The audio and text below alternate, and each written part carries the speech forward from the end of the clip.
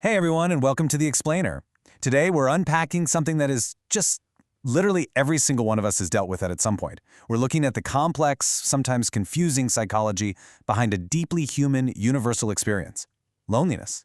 Human connection is the very fabric of our existence, right? Yet feeling disconnected is almost a guaranteed part of the human condition. So we're going to peel back the layers today. We're looking at the raw data and the psychological research to truly understand what actually happens in our minds and bodies when we feel alone. Okay, let's dive right into this with a quote that just perfectly captures the paradox we're exploring today. You can feel lonely even when surrounded by people. Have you ever felt that? Maybe you're at a crowded party, sitting in a bustling coffee shop, or heck, even sitting in a room surrounded by your own family. It's this profoundly disorienting feeling, but honestly, it's the ultimate key to understanding our topic today. It immediately challenges the most basic assumption we have, this idea that loneliness is just a math problem, right? Like, it's just a simple lack of physical humans in your immediate vicinity. Well, spoiler alert, it's not. It's something much, much deeper. So that brings us to Section 1, psychological versus social. Now, to really get this, we have to look at a huge distinction here between the physical state of social isolation and the psychological feeling of emotional loneliness. These are two entirely different metrics. Social isolation? That is the external reality. It's totally objective. It can actually be measured by how many people you interacted with today or how many miles away you live from a community center.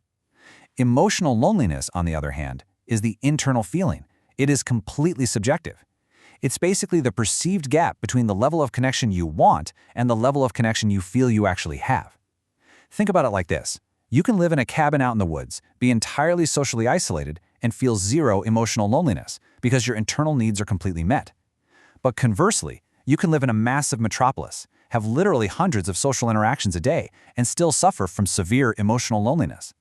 Understanding this distinction is absolutely foundational for everything we're going to look at next.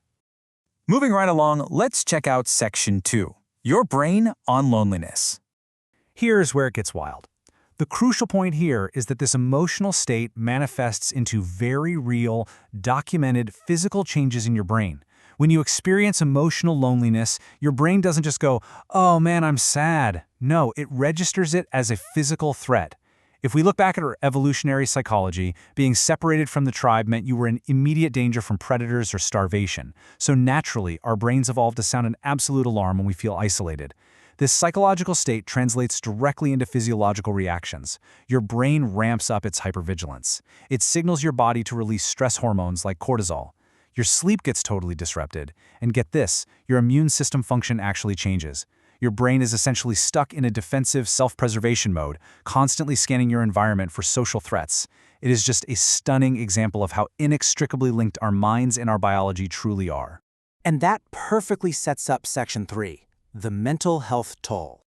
So what happens when this goes on for a long time?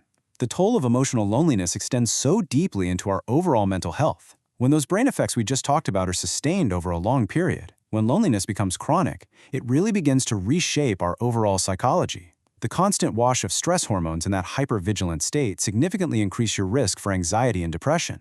But what is truly fascinating and honestly pretty tragic is the behavioral loop it creates. Because your brain is stuck in threat mode, your psychology actually becomes more defensive. You might start to view social interactions way more negatively. You might find yourself becoming more guarded or easily irritated by the very people you desperately want to connect with. So the mental health toll of loneliness actively works against your ability to cure it.